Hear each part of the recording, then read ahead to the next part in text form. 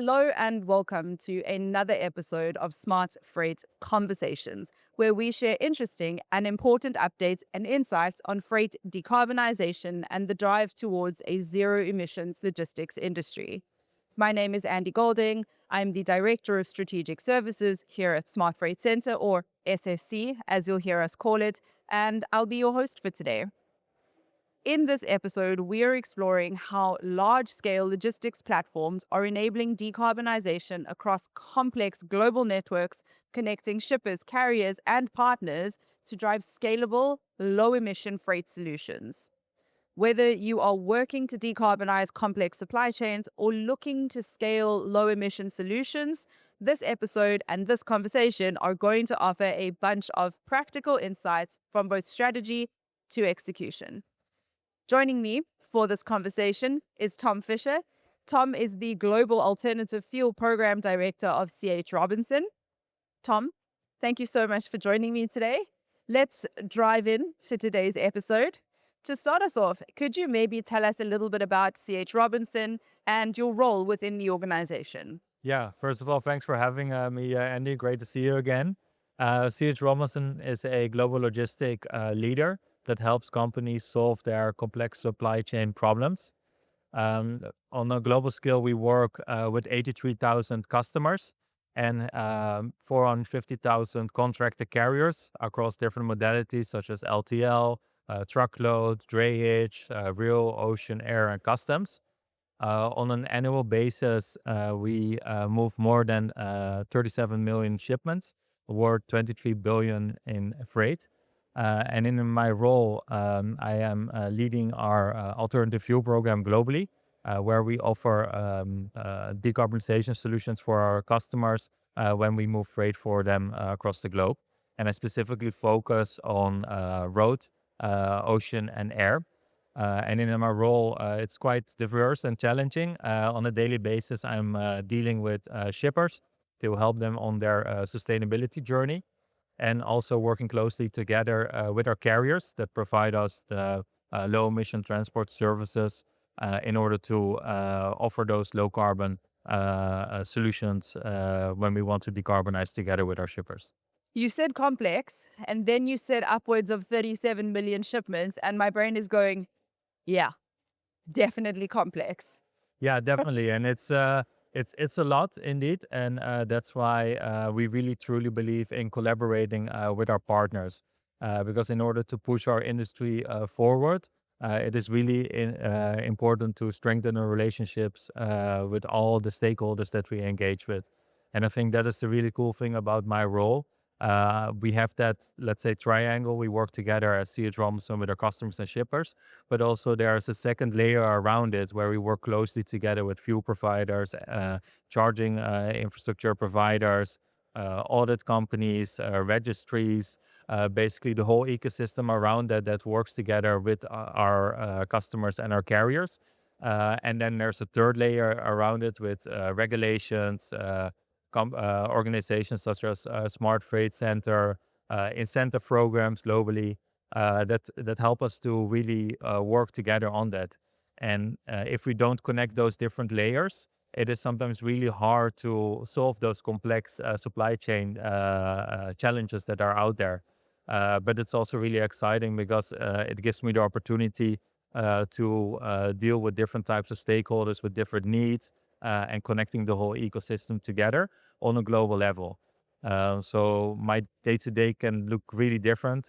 Maybe one day I'm dealing with our customers in Asia, Oceania, and the next moment I'm having a meeting with a local truck company where we're deploying an electric vehicle solution for one of our customers in the United States. So at least it keeps it interesting. For sure, for sure. It's really dynamic, yes.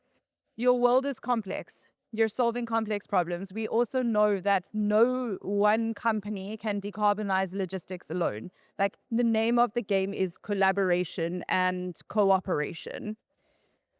You have a very interesting place in the market as C.H. Robinson, but you also have a very interesting place in terms of your role and the alternative fuel program.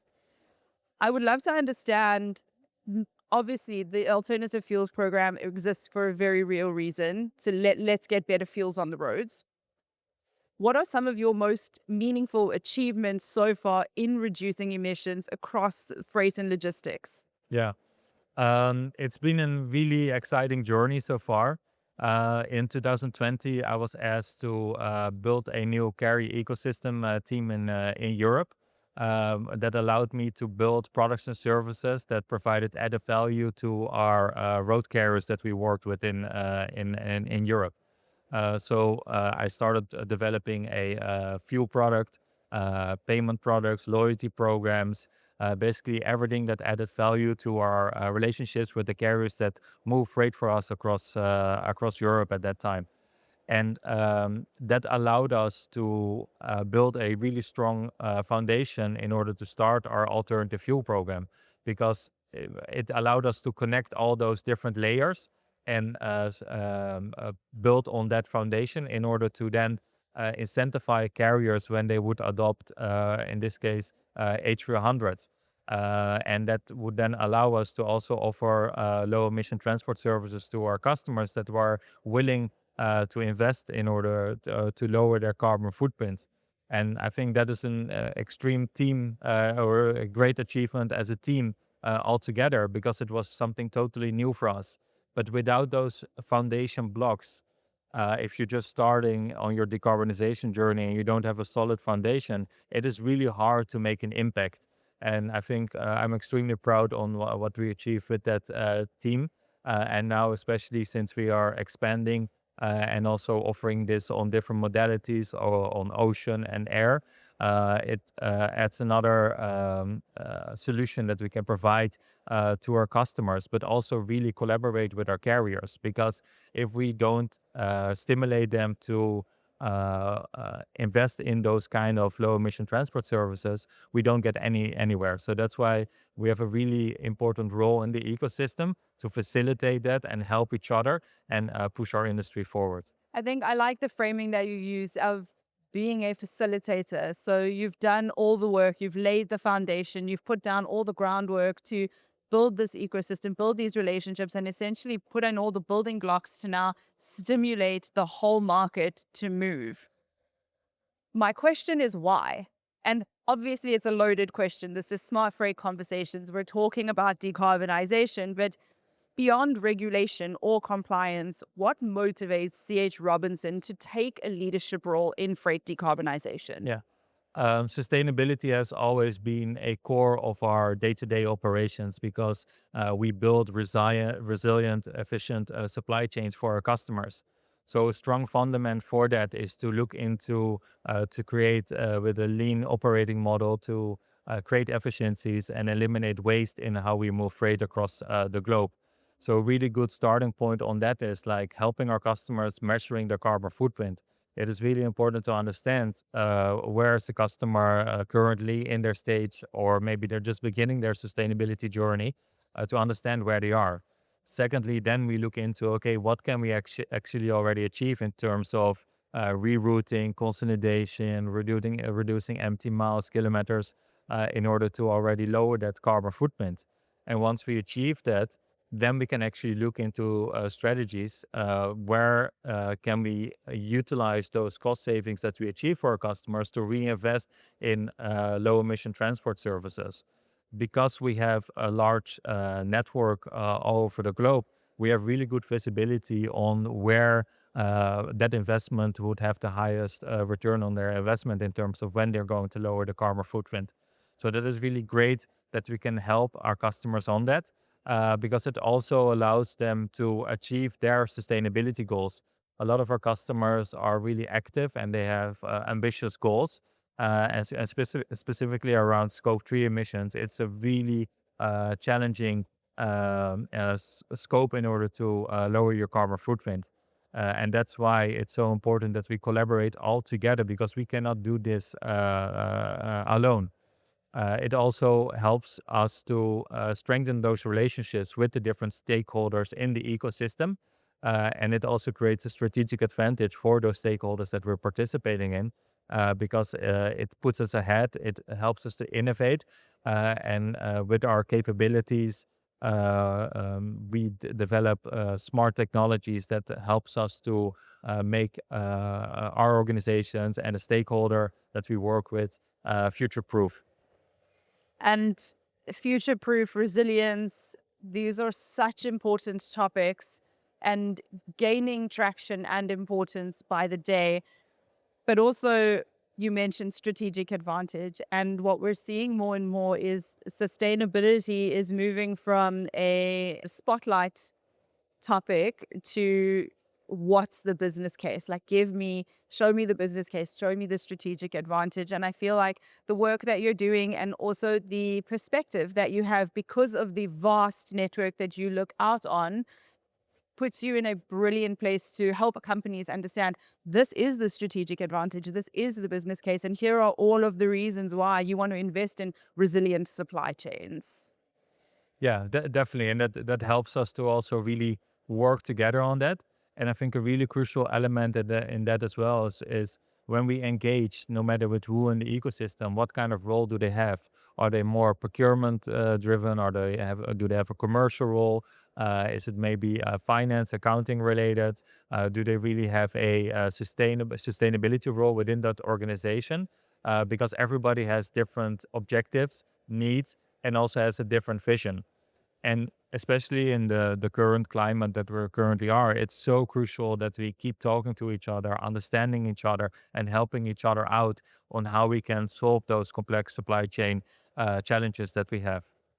And that's really where, you've just said speaking to each other, talking to each other, working with each other. That's where that collaboration is critical because no one organization can decarbonize alone.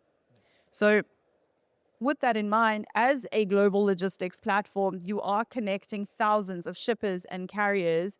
Are you able to share a concrete example of how you've helped customers reduce emissions across their supply chains and what made the solution scalable? Yeah.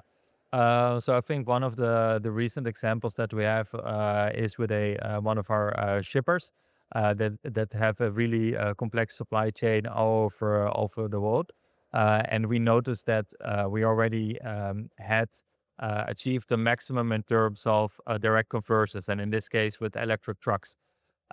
So then it's okay. How can we actually help you achieve and your goals? Because they were really ambitious. They are really ambitious in terms of achieving those goals.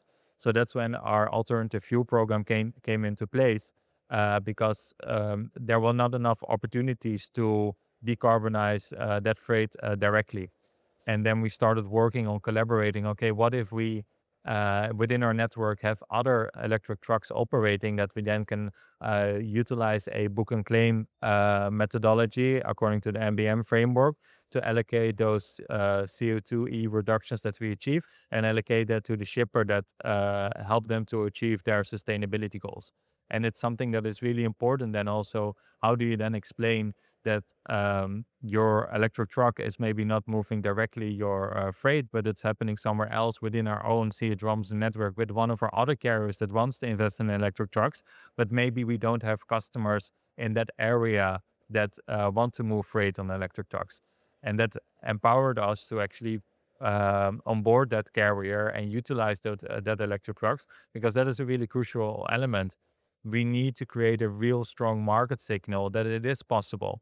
If we're not going to allocate freight to carriers, whether they operate on the road or on the ocean side or on the air side, to show that there's a demand for it, then we will never continue as an industry. And we really need to push each other in order to do that. I need to be creative as long as everything is transparent. And I think a really crucial element in that story is that everything that we do, it's audited. We utilize a registry so that a customer knows that when they receive a certificate with the achievement that we did together, that they know that it adheres with the strongest industry standards and also it avoids any double counting while we allocate everything via registry.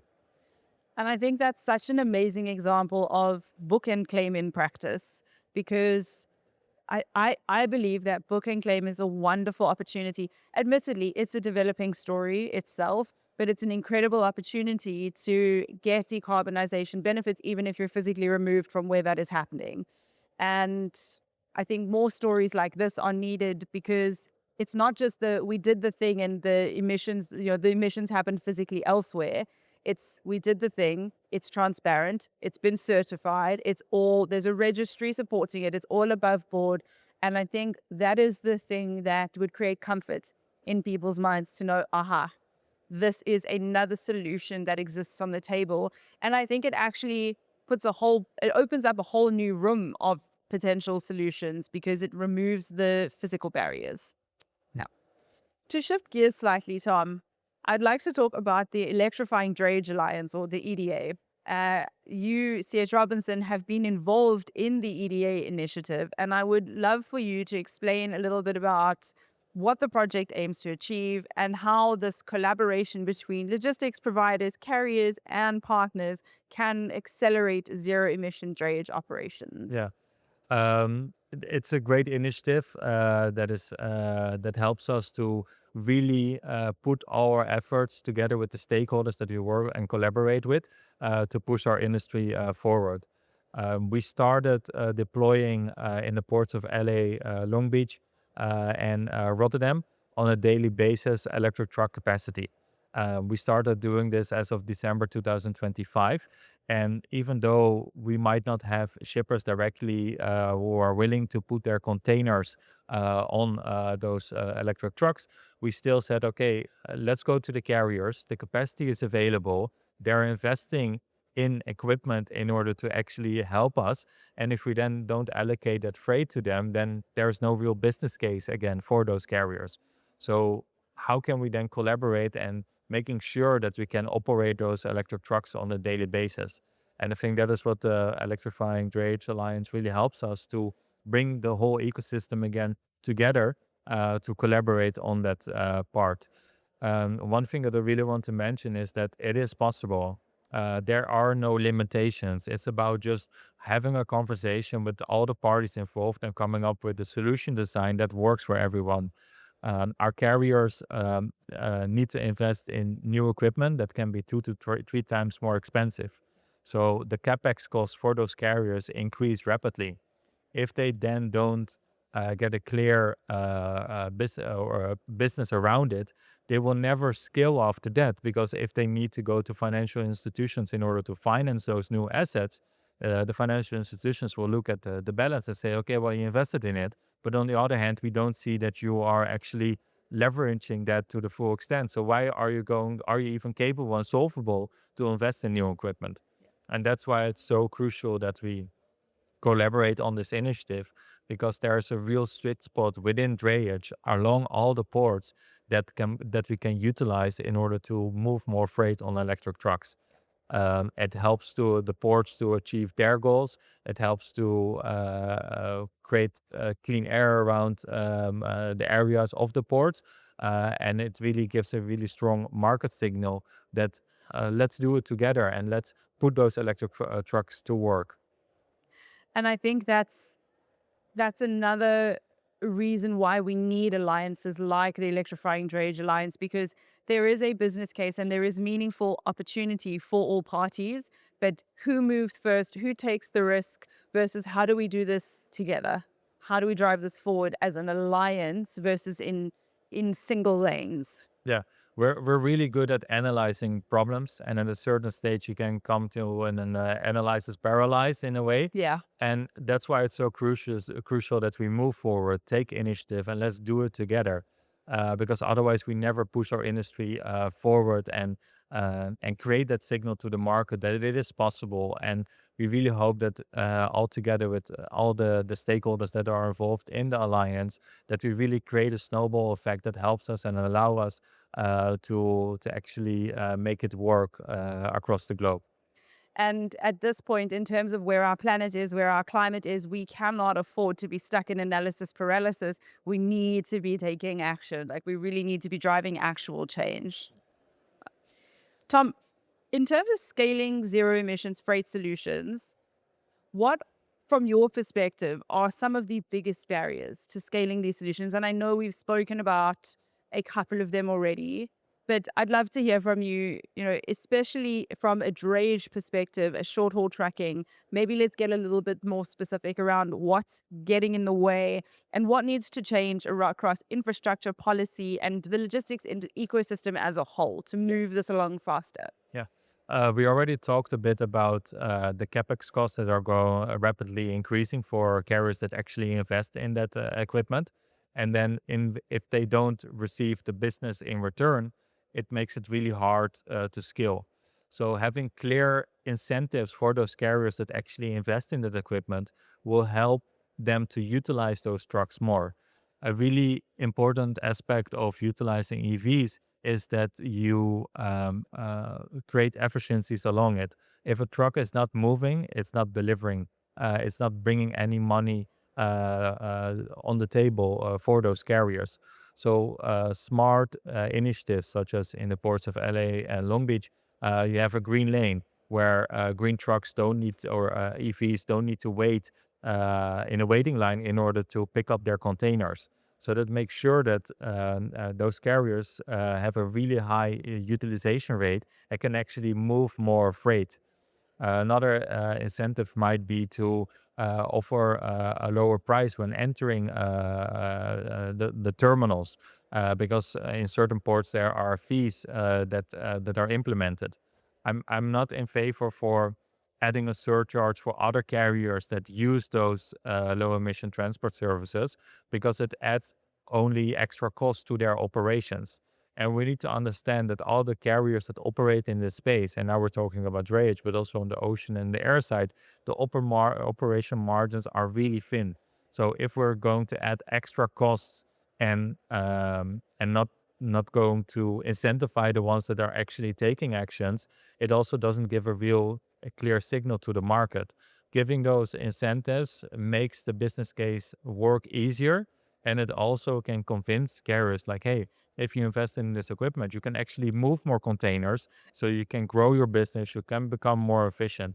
And this is something why it's so crucial to, we talked about those three layers that I'm acting belong, to get those parties all involved and explain the case.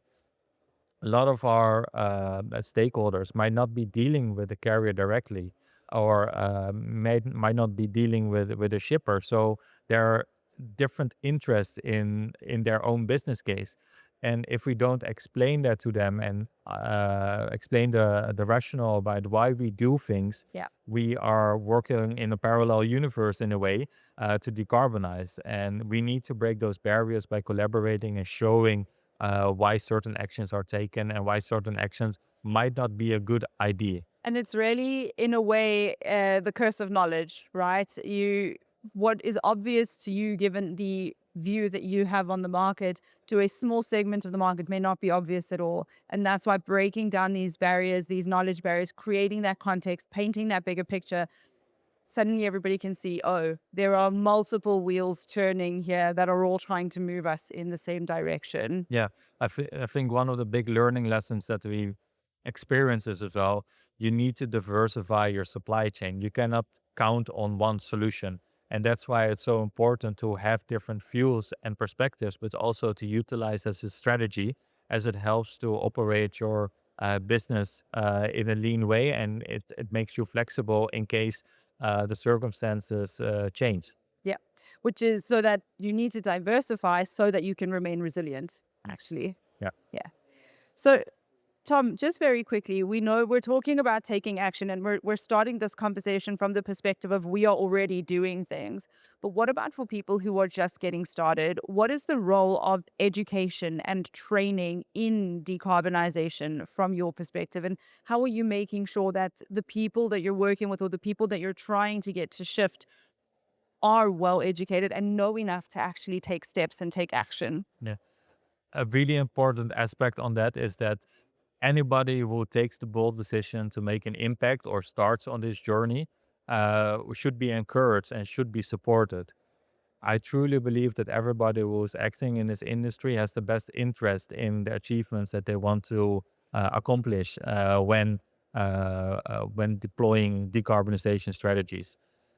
having access to platforms that show what is possible, having business cases around that, showing real life examples, what you can achieve is really crucial. On top of that, education, I think, is also really important that it's accessible. So make it accessible for stakeholders who want to start this journey so that they know what to look into and what to look out for. Um, every business model that we work with, no matter where they are in the value chain, in the supply chain, has a different interest and might also have a different role that they can leverage. Yeah. Having that really that clear distinction visible for everyone will understand them easier to show where they can make an impact. Having videos, having literature out there really helps to navigate you through the landscape, because at the beginning it can be really challenging to look out for.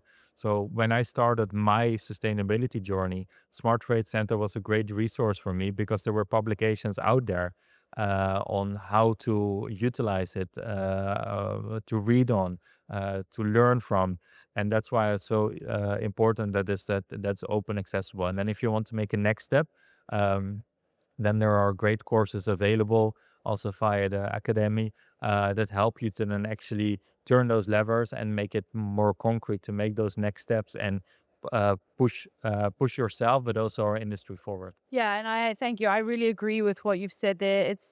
There are a lot of amazing free resources out there that exist. The Smart Freight Center has written many papers, many reports. The GLEC framework, for example, the market-based measures framework, but also we have a lot of free educational media, which is possibly an easier, softer landing starting point for people who just want to understand. For example, book and claim, which can be a complex topic. We have a lot of free resources available, as well as some trainings available at the Smart Freight Center Academy.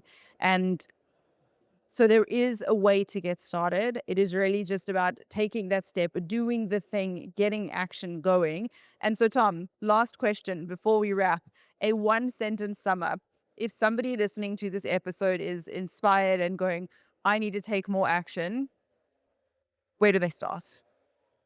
Start connecting, utilizing your network, and start having conversations with different stakeholders to understand what is needed in order to help you embark on that journey. And yeah, reach out. I'm available.